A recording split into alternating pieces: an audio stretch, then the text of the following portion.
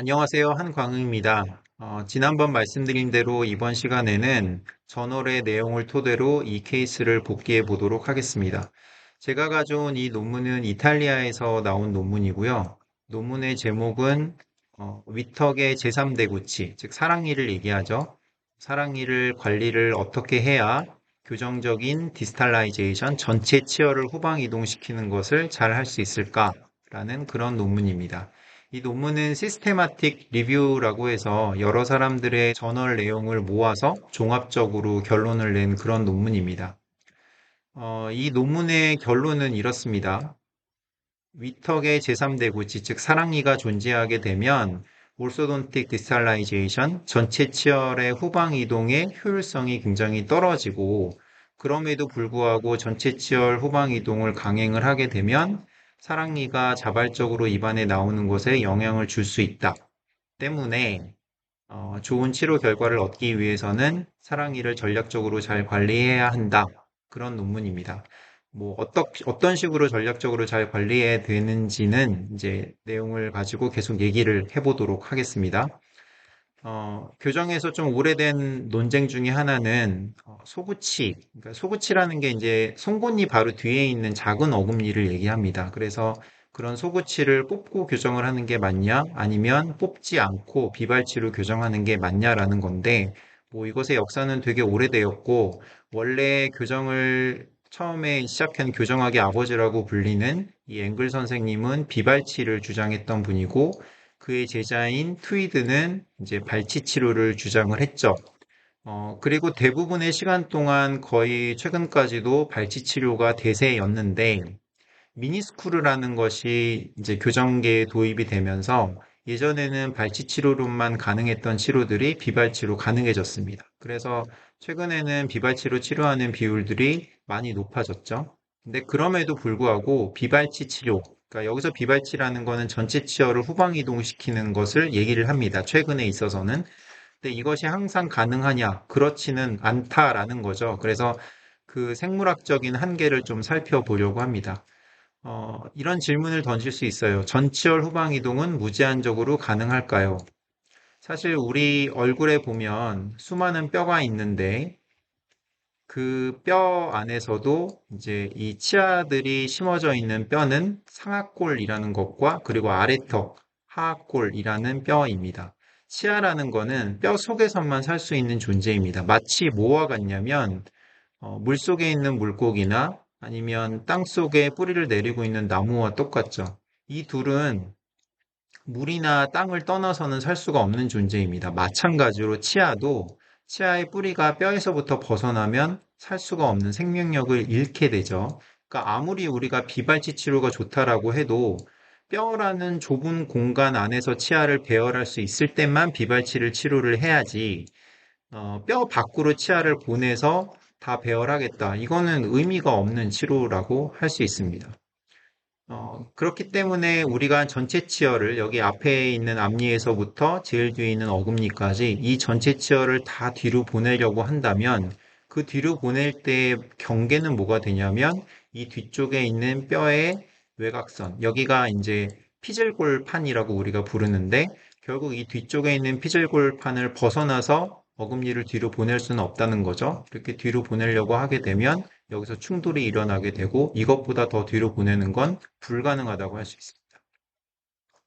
여기 해부학적인 이 뼈의 사진에서 보면 여기 위턱의 위쪽 제일 뒤의 치아의 뒤쪽에 있는 뼈판을 더 벗어나서 치아를 보낼 수는 없다는 것이죠.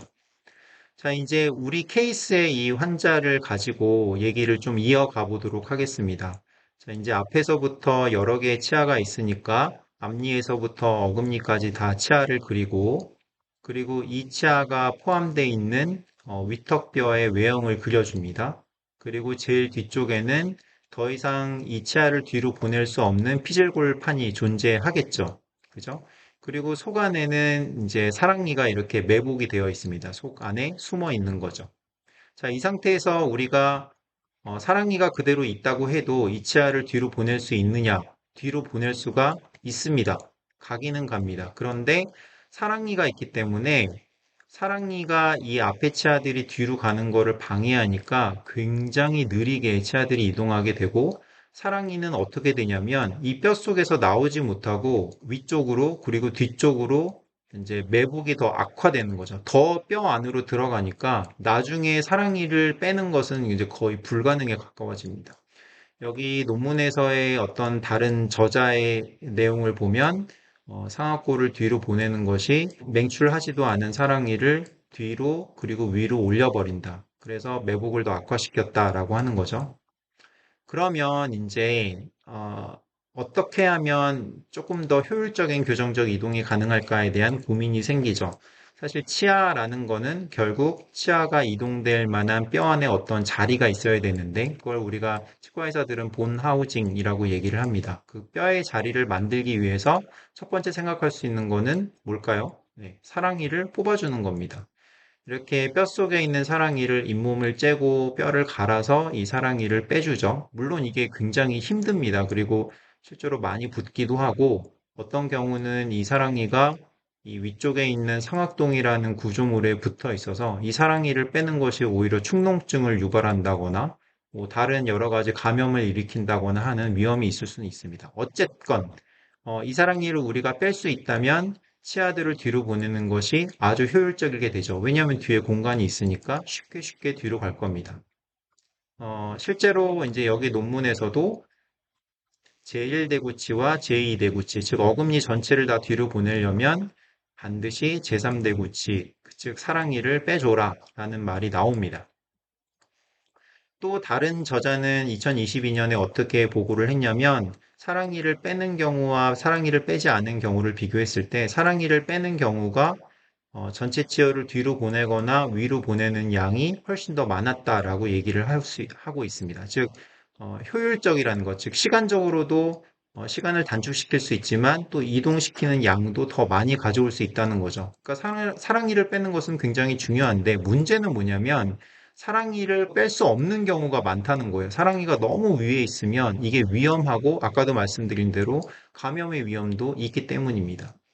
그래서 제가 생각한 대안이 뭐냐면 꼭 제가 생각한 건 아니고 여러 저의 선악들이 이제 이런 것들을 얘기를 하는데 사랑니를 빼는 게 너무 무리가 될 때는 어떤 방법이 있냐? 사랑니 앞에 있는, 즉 우리가 볼 때 멀쩡하다고 생각하는 제2대구치, 그러니까 두 번째 큰 어금니를 빼주는 거죠. 이거는 밖으로 나와 있으니까 빼기가 굉장히 쉽잖아요. 그죠?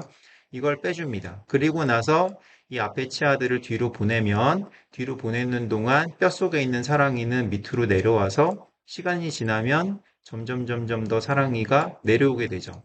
이렇게 되면 뒤쪽에 있는 방해 구조가 하나가 없어졌기 때문에 치아들을 효율적으로 이동하는 것이 가능하고 또 사랑니를 무리하게 뺄 필요가 없으니까 무리한 수술이 불필요하다라는 장점이 있는데 단점은 뭐냐면 이 뼛속에 있는 사랑니가 자연적으로 나올 때까지 기다려야 된다라는 것입니다. 그래서 이 사랑니가 잘 나올 때까지 교정 기간이 좀 연장되는 단점은 있죠. 하지만 뭐 장점이 굉장히 많은 치료니까 한번 시도해 볼 만하다고 할 수 있습니다. 전제 조건은 이렇습니다.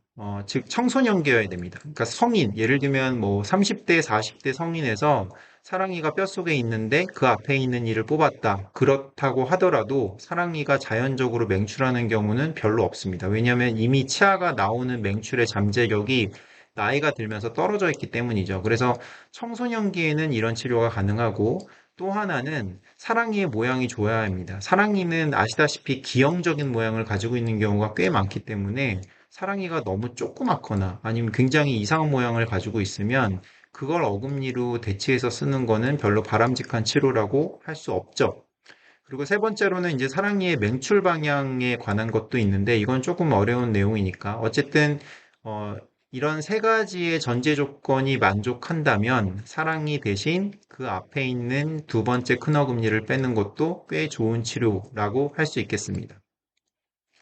아마도 교정을 받으려는 분들은 치아를 안 빼고 싶은 마음이 매우 크죠. 그죠? 아픈 거 다들 싫어하잖아요. 그리고 내 치아 하나가 없어져서 교정을 받았다는 그런 상실감 충분히 이해합니다. 그런데 어쨌든 우리가 이를 안 빼고 교정을 하려면 해부학적인 한계를 극복을 해야 되는데 그 한계를 극복하는 데 있어서 중요한 키가 되는 것이 바로 사랑니라는 것이죠. 그래서 사랑니는 우리에게 비발치의 가능성을 열어주는 매우 소중한 존재다라고 할 수 있겠습니다. 자, 여기까지 저널 리뷰를 했고요. 이상으로 네 번째 케이스에 관한 모든 내용을 마치도록 하겠습니다.